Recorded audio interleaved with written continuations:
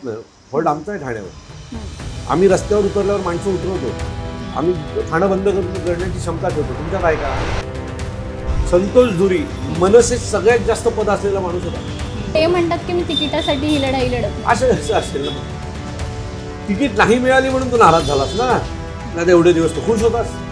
मनसे सोडून शिवसेना सोडून अनेक येऊन घेतली, त्यांची जागा घ्यायला खाली खूप मोठी पळी तयार आहे. हो, तुम्ही 20-20 वर्ष एका जागेवर बसलो म्हणून खालच्याला संधी मिळत नाही.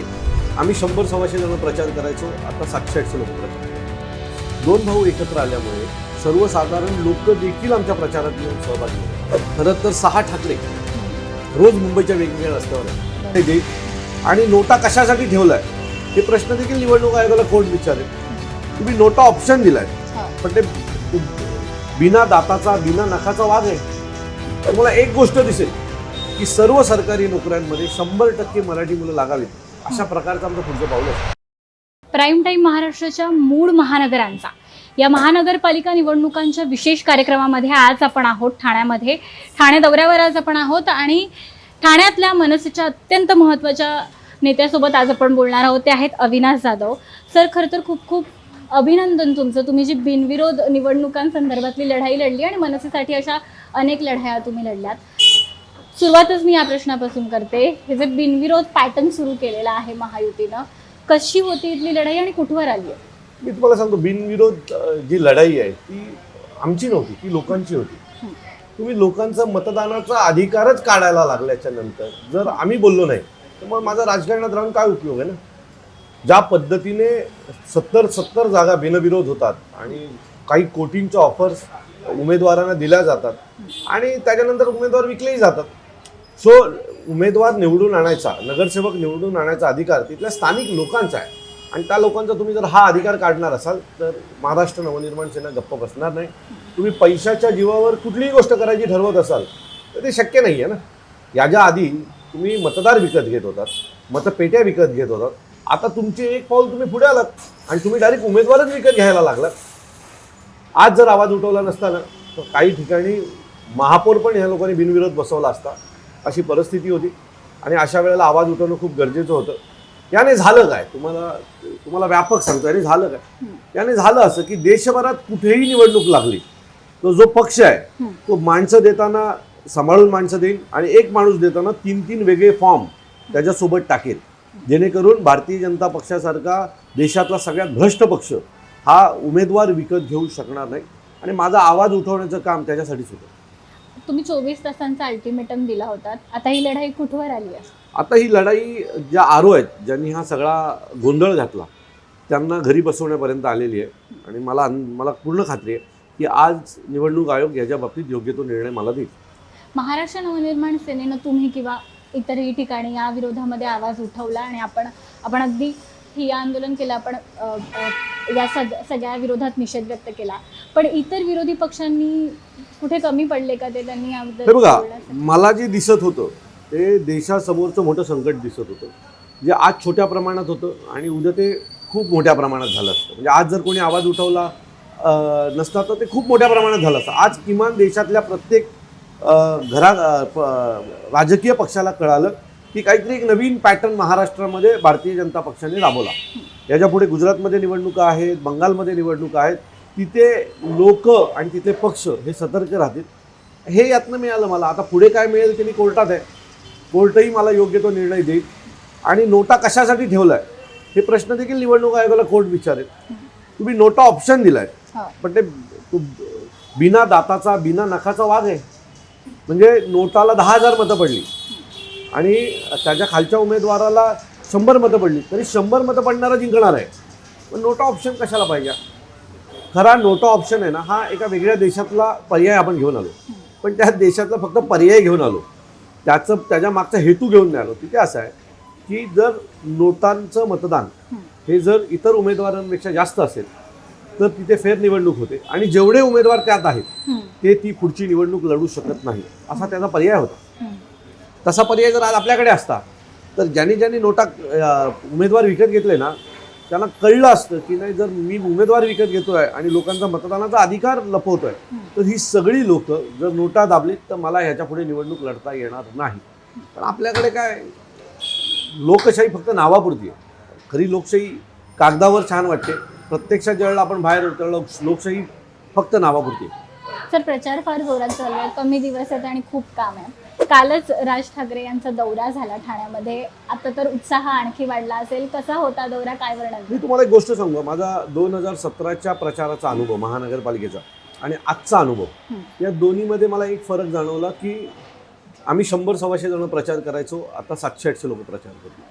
दोन भाऊ एकत्र आल्यामुळे सर्वसाधारण लोक देखील आमच्या प्रचारात येऊन सहभागी होतात. आणि आमच्या प्रचाराच्या सगळ्या रॅल्या तुम्ही बघा, एकही माणूस विकत आणलेला नसतो. हे सगळे हौशी पोटी ज्येष्ठ नागरिक, ज्येष्ठ महिला, तरुण मुलं ही प्रचारात दिसायला लागली. काल सन्माननीय राजसाहेब जिथे जिथे गेले तिथे हजारोच्या संख्येने लोक साहेबांची वाट पाहत होती. सो याचं रूपांतर तुम्हाला 16 तारखेला मतांमध्ये झालेलं दिसेल. आणि आम्हाला खात्री आहे की मुंबईत तर मराठी महापौर मनसे शिवसेनेचाच बसेल, पण ठाण्यातली नांदी तशाच प्रकारची असेल. मी या अधिकृत घोषणेनंतर पहिल्यांदाच एका मनसे नेत्याशी बोलते, म्हणून हा प्रश्न विचारते की ही युतीची घोषणा झाल्यानंतर पहिली भावना काय होती मनात? आनंदाची भावना होती. बघा, आम्ही जरी शिवसेनेची मागचे 19-20 वर्ष लढा दिला तरी नेहमी बाळासाहेब समोर यायचे, त्यावेळेला मनात यायचंच ना, यार दोघं भाऊ एकत्र असते तर आपण या महाराष्ट्रात मराठी माणसासाठी काहीतरी करू शकलो असतो. ही भावना आता आम्ही जपू आणि मराठी माणसाच्या हितासाठी काहीतरी उत्तम करण्याचा प्रयत्न तुम्हाला नजीकच्या काळात दिसेल. तुम्हाला एक गोष्ट दिसेल की सर्व सरकारी नोकऱ्यांमध्ये 100% मराठी मुलं लागावीत, अशा प्रकारचं आमचं पुढचं पाऊल असेल.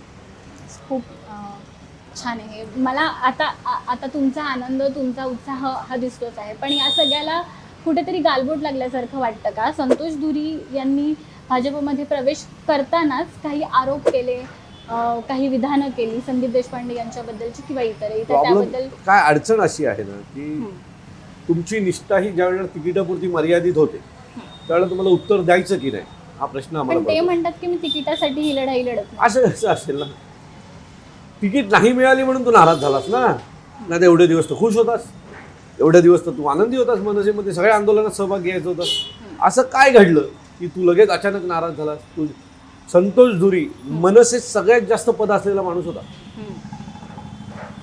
आज यशवंत किल्लेदार 10 वर्ष आधी नगरसेवक असते, कारण यशवंत किल्लेदारची तिकीट काढून ती संतोष धुरीला साहेबांनी दिली होती. त्यावेळेला यशवंत किल्लेदारांनी पक्ष नाही सोडला, पण ज्यावेळेला मला मिळालं नाही ज्यावेळेला तुम्हाला वाटतं ना मला पक्ष सोडावं, त्यावेळेला तुम्हाला उत्तर देणे एवढे तुम्ही मोठे नसता. आणि एक गोष्ट सांगतो, मनसे सोडून शिवसेना सोडून अनेक लोक घेतली, त्यांची जागा घ्यायला खाली खूप मोठी फळी तयार आहे. हो, तुम्ही 20-20 वर्ष एका जागेवर बसला म्हणून खालच्याला संधी मिळत नाहीये. आता आनंदाची गोष्ट आहे की कुठल्या तरी चांगल्या खालच्या कार्यकर्त्याला वरती संधी मिळेल. हे 7 आता किमान 7 माणसांना संधी मिळेल, कारण एकाच 7 पदावर तू एकटा बसला होतास. त्यामुळे खूप जास्त संतोष धुरीला मनावर घेऊ नका. संदीप देशपांडे आणि धुरींना उद्धव ठाकरेंच्या आदेशावरून बाजूला सरकवण्यात आलं, अशा पद्धतीचं त्यांचं ते राजसाहेब ठाकरे जर पक्ष भेटील दावणीला बांधायचं असताना तर 2024च्या लोकसभेला बाळा नांदगावकर सहित आणखी एकाला धनुष्यावर खासदारकीचं तिकीट देतो, निवडून आणतो, अशी ऑफर होती. 2 खासदार झाले असते ना मनसेचे, त्यावेळेला नाही पक्ष दावणीला बांधला, तर नगरसेवकच्या इलेक्शनला आम्ही दावणीला बांधणार होतो. काय ना बोलतं जाताना कारणं लागतात, तुम्हाला जाताना कारणं लागतात, त्यातली काही कारणं आहेत. सो मला असं वाटतं खूप जास्त महत्त्व देणारी गोष्ट नाही आहे. उलट जेवढी माणसं जात आहेत तेवढा आमच्यामधला आनंद वाढतोय आणि कार्यकर्त्यांमधला जोश हा रस्त्यावर, कार्यकर्ता हलत नाहीये ना. तुम्ही जाताना तुम्ही एकटे जात आहे, हो, तुमच्या मागे कोणी नाही आहे. कार्यकर्ते रोज रस्त्यावर फिरतात झेंडे घेऊन, त्यामुळे आम्हाला काही फरक पडत नाही. हे ठाकरे बंधूंच्या प्रचाराचा जो पॅटर्न आहे तो फार इंटरेस्टिंग आहे. राज ठाकरे हे उद्धव ठाकरे यांच्या उमेदवारासाठी त्यांच्या शाखेमध्ये जाऊन प्रचार आणि वायसा वर्सा. सुंदर अप्रतिम पॅटर्न आहे. हो. आणि भारतीय जनता पक्षाला तो काळपर्यंत कळलाच नव्हता.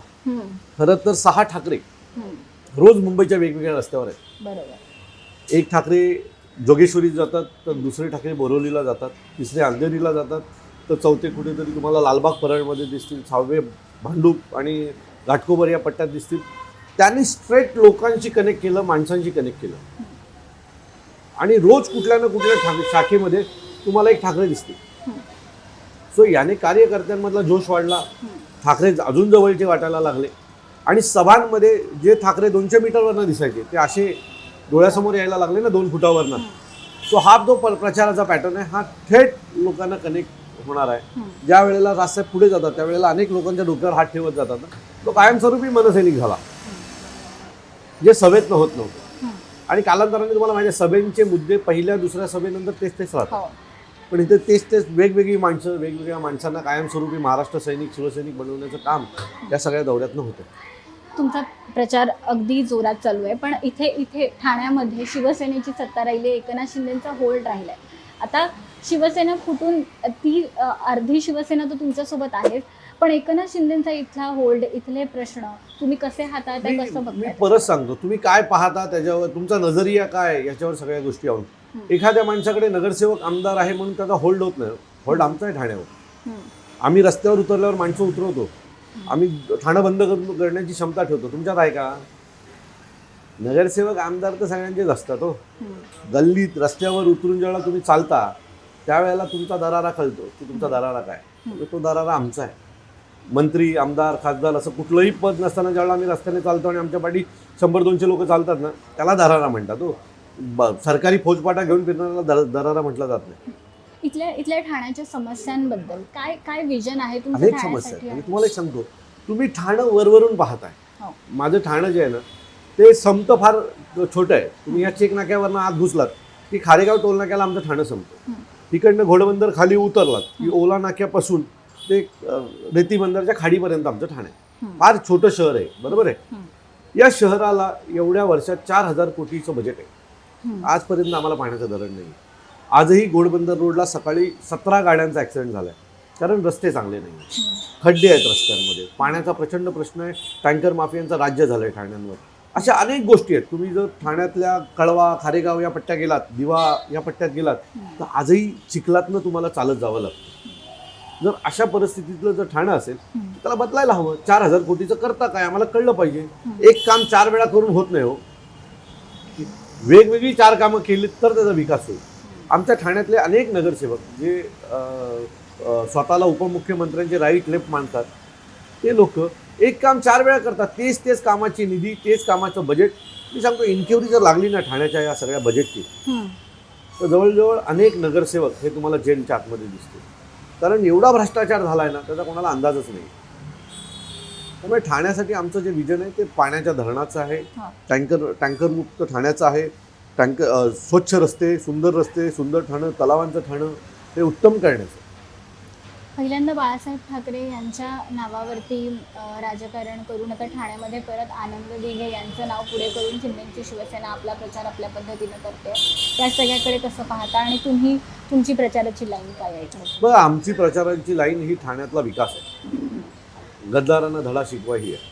आणि ते काय करतात त्याशी आम्हाला घेणं देणं नाही आहे. कारण त्यांचा सगळा प्रचार दिवसभर कितीही प्रचार केला तरी रात्री जाऊन पैशावर थांबतो, पैसे वाटपावर थांबतो. आमच्याकडे पैसे नाही आहेत. आमच्याकडे उत्तम कार्यकर्ते आहेत, उत्तम विचार आहेत. मराठी माणसाच्या पाठी खंबीर उभं राहण्याची आमच्या ताकद आहे, ती घेऊन आम्ही चाललो. अखेरच्या प्रश्नाकडे येते. 12 तारखेला राज ठाकरे यांची सभा आहे. इकडे उद्धव ठाकरे आणि राज ठाकरे यांची संयुक्त सभा आहे. या सभेकडे कसं पाहताय आणि त्याच्यानंतर कसं वातावरण? खरं तर 20 वर्षांनंतर पहिल्यांदा 2 ठाकरे ठाण्यामध्ये एका व्यासपीठावर उभे राहणार.